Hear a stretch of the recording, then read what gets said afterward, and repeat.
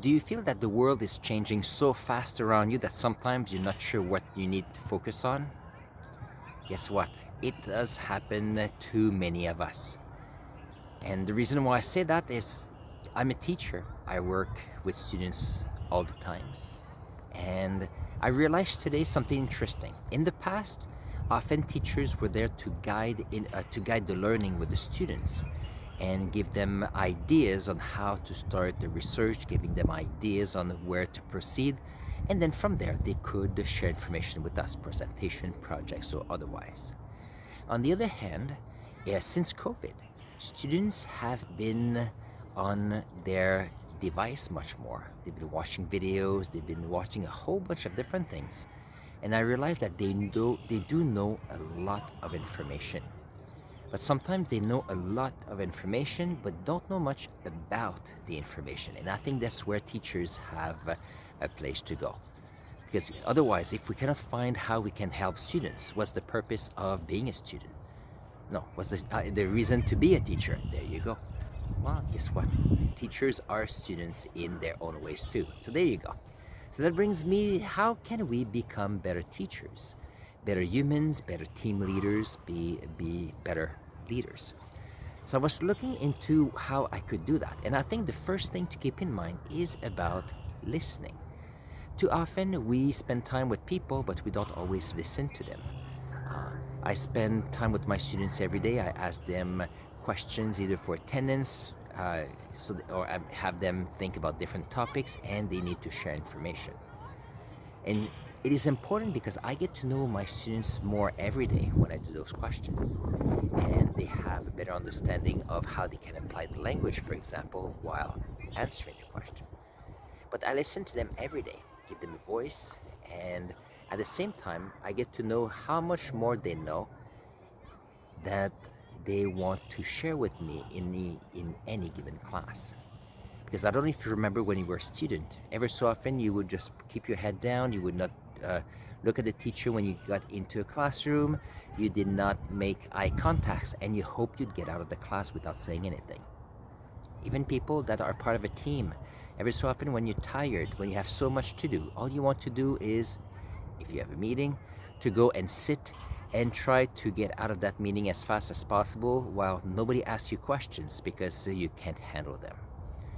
Well, it's interesting because if we start listening to what is happening, at some point you might decide, okay, what I thought about them, what I thought about the project, what I thought about the way I teach, what I thought about my teammates is not quite what I thought it was. And that's when I think learning has such an important aspect in our lives. Because if you stop learning, think about that. If you were 15, you were in high school, I don't know, grade 10 maybe, if you were in high school, in other places, uh, remember when you were 15. Too often you knew your ideas, you knew that in many ways you were right in some topics. And some people at 15, they say, well, I've learned everything I needed to learn and nothing more is important. But then you realize 10 years down the road, you're 25, if you've learned so much since that time. You've learned more about people, learned more about project management, you know more about different skills. But if you look around in your environment, you might notice that some people haven't grown. They're the same way at 25 than they were at 15. And it's something to keep in mind because too often, if we don't pay attention to that, then you might realize that if you don't notice that people are changing and other people are not changing, that means that yourself, I don't think you're changing. And it's tricky. So as a teacher today, I said, okay, I have to realize that the student population has changed and I need to find new ways to approach what I learn and I teach. And this week, I was giving a few lessons. No, this was last week. I gave a few lessons and nothing was going through. And then I decided, okay, what I have to do is divide whatever topics we have to do, and I divided them in the class. And they were all so happy because they said, oh, I know about this, I know about that, I can talk about this. So they were all happy for about 15 minutes. Then they realized that they knew a lot, but they did not know much about the topic. And then that's when things got fun. Because I went to all the different groups, I said, okay, Now that you know your topic, find some questions you can answer. And if you can't, well, let's see if you can just go online and, when you go on a tangent, you learn different things. And then let's see if together we can come up with good questions. And often, many of them had great questions, especially one or two, but it was harder to get a third question and a fourth question. And then I realized that they knew enough to come up with a few questions, but not enough to get more questions about the topic. And you might notice the same in if you're part of a team. You can talk to some people and they have answers for a lot of things, but very superficial aspects. But when you start asking deeper questions, then you realize that they don't know much more than they shared with you already. And that's when I think a leader has the opportunity to shine and help the group. So I went with each of the groups on Friday and today again and said, okay, now that you have your first two questions, let's see what else you learn looking for answers to those questions. And then they did find some answers, and then they realized that they had learned something they did not know about. And I said, well, if you take that topic, can you create a question that other people might want to know the answer? And then they realized that they could create questions from what they were learning so that they could share that with their friends. And it's interesting because some of them did not know that they could learn through questions, and some people did not know that they could create questions from new knowledge. And I think this is such an important skill. Asking questions. You might be with a group where people say, well, if you have questions, don't share them. You might be in a group where they say, if I used to work with some people a few years back, and if I had good ideas, they would say, just sit down in the corner, those ideas will pass.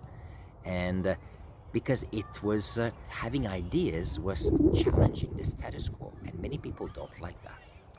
And I realized that when you have a system, sometimes it's harder to ask questions.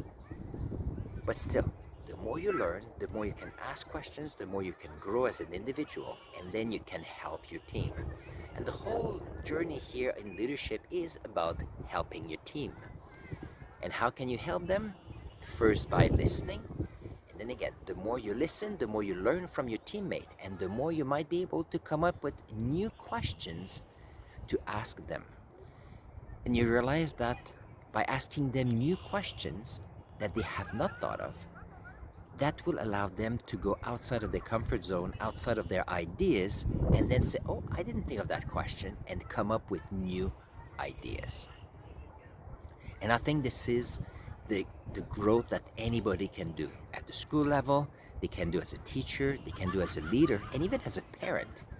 Because if you're a parent, you know that your kids are growing.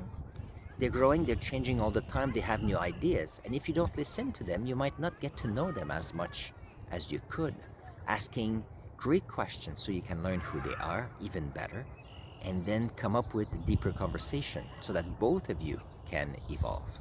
Because at the end of the day, wanting to discussing about a situation, about the new ideas, about expanding your skill base, expanding your knowledge base, that's how a society can improve as a whole. And that is what I discovered this week, and that's what I wanted to share with you today.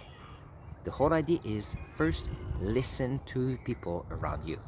By listening to them, as I mentioned, you'll be able to come up with new ideas, new questions. By asking questions, you might get to know other people around you, and you get to know yourself a bit more. Because guess what? Sometimes, who was I? I think it was an interview with Elon Musk, or it was another leader, and he was talking about the fact that if you have people in your team, try to find people that are smarter than you, so that they can question you, and then you can ask them questions about why they're doing what they're doing. And by surrounding yourself with smarter people, people smarter than you in your company, in your environment, in your group of friends, then you start. They will challenge you, and that's the only way you can grow as a person. Because if you don't have anyone challenging you, then you're gonna have the same thought today, and next week, and next year. Do you want to have the same thought this week? And next year, think about that. Do you want to be the same person 5 years from now? Far from that. So you need to find people that can question the status quo. Okay, you need people to question what you know, and then you can do more. Because at the end of the day, we just don't want to know what we know. We want to have a deeper understanding, and then we can go from there. So that's my message for today. Do some listening, do some questioning, and then see how far you can go, and how much, and realize how much you don't know about others, how much you don't know about yourself, so that you can take that vision of yours and go to the next step. I'll see you in the next video.